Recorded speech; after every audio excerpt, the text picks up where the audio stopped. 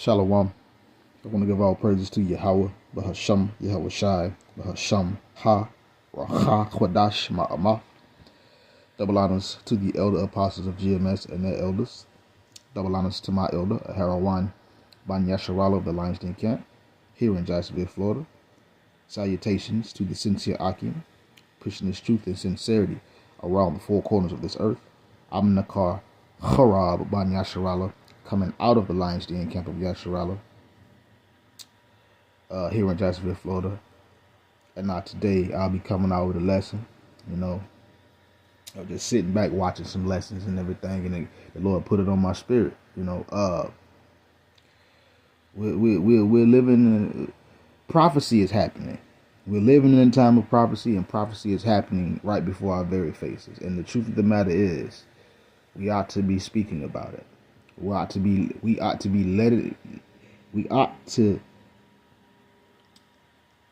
let it be known what is going on around the four corners of the earth. Because the things that are happening is prophecy, and it needs to be spoken about regularly. It is what it is. It needs to be spoken about. Anyways, let's continue. This is 1 Corinthians chapter 14, verse 1. It says, follow after charity and desire spiritual gifts, but rather that ye may prophesy. So we are to what? Follow after charity. That's having compassion for the body. We'll say charity, having love for the body, for the fellow laborers in this work. Saying that we ought to desire spiritual gifts. And those spiritual gifts and whatever that spiritual gift is of the Lord that we desire, spiritual gifts, but it's saying, but rather that we prophesy.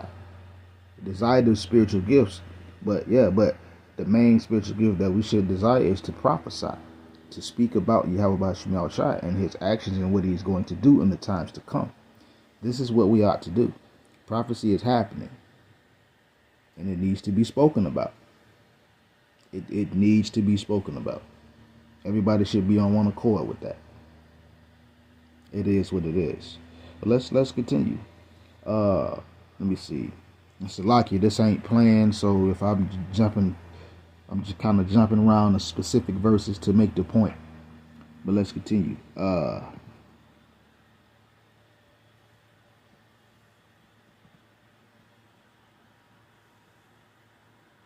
Verse 12. I'm going to jump over to verse 12. It says, even so, it's like it, even so ye, for as much as ye are zealous of spiritual gifts, seek that ye may excel to the edifying of the church. So, even so, and we are zealous, meaning we have a passion that, of spiritual gifts. We desire to grow in the gifts that the Lord has given us. The Lord tells us to seek those things that we may excel into edifying the church, edifying the body, letting our people know, preaching, and going out to the highways and the byways as well. But let's continue. I'm going to jump over again. Verse 37 of 1 Corinthians chapter 14.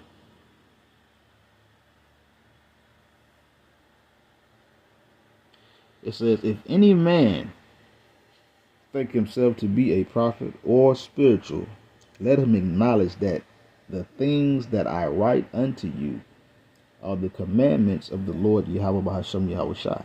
So it's just that simple. It says, if any man think himself to be a prophet or spiritual, it says, let him acknowledge the things that Paul that I write. And this was Paul to the church of Corinth, because Paul was saying the things that he writes are the commandments of the Lord. So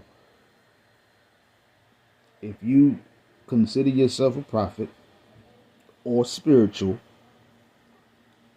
it says, let him acknowledge the things that I write. This is something that Paul said, because Paul was used by Yahweh Yahweh Shai, and he was very powerful, very powerful brother in the truth. And he spoke the commandments of the Lord. So there is no, how you say, omitting and or trying to discredit the writings of Paul, saying that they're not authoritative through the Spirit, but that's wrong. Because Paul was used by this very Spirit that is driving us and using and what driving us and allowing us to do the work of Yahweh Bashim Yahushua and stand on the right track, breaking down scriptures right. The Spirit of the Lord got to be dealing. But nonetheless, the main point of this is to prophesy. And if you are a prophet or think yourself to be a prophet or spiritual, acknowledge the commandments of Yahweh Bashim Yahushua, which is one of them is we got to prophesy. We got to speak about things. There's a lot of things that are going on, so much so that it takes a joint effort to really cover these things, because it can become overwhelming to just one man or just one group. These things must be spoken about. Prophecy must be spoken about. It has to come out. It has to come out. Verse 39. It says, wherefore, brethren, covet to prophesy, and forbid not to speak with tongues. So, wherefore the brethren covet to prophesy, desire to prophesy, desire to speak about the things, the words and the actions that the Lord said are going to come to pass. And don't forbid to speak. Don't not speak about it. Bring it out. That's why the Lord got us here. The truth ruffles feathers, period. It's supposed to do that. The only ones that it's not ruffling the feathers of and rattling the cage of are the true men of the Lord. It is what it is. Let's continue. Last point, Sirach 39, verse 1. But he that giveth his mind to the law of the Most High, and is occupied in the meditation thereof, will seek out the wisdom of all the ancient, and be occupied in prophecies.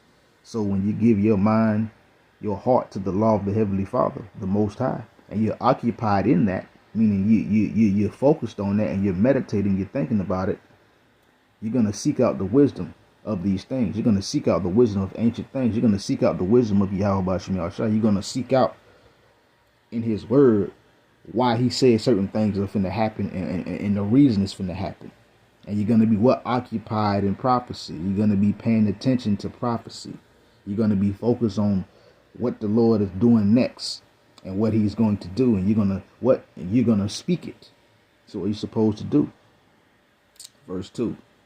He will keep the sayings of the renowned men, and where subtle parables are, he will be there also. He will seek out the secrets of grave sentences and be conversant in dark parables. So I'm going to start right there. So again, verse 2. Those who desire to prophesy and are occupied in prophecy, they're gonna keep the sayings of renowned men.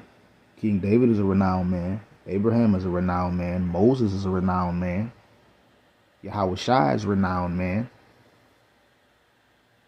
You know, those who seek to prophesy are going to keep these sayings. And where their subtle, wise, cunning parables are, there will he be also. You're going to be there. You're going to be studying, looking and see, paying attention. And it says he will seek out the secrets of grave sentences, studying to show yourself approved, and be conversant in dark parables, deep sayings, things that may go over somebody's head. The true men of the Lord are going to be there and conversing in those dark parables and being able to break those things down through prophecy and prophesying. So it is something that we should be doing. We all should be prophesying, period. We should all be prophesying. Yes, of course, the Lord is going to give us other lessons and other things to do. But the main thing now is prophecy. That's prophecy, and it is what it is on that. It's prophecy. There's a lot of prophecy happening. Shalom.